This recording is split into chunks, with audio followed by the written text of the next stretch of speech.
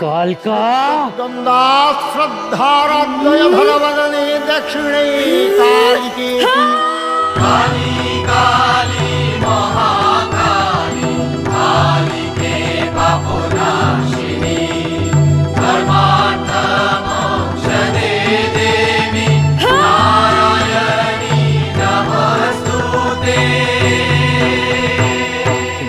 और फिर किसी ने पूरे गांव में खबर फैला दी कि कालका एक डायन नहीं है। और गांव वालों ने मिलके तुम्हारी नानी के नाम पे कालका माँ का मंदिर बनाया।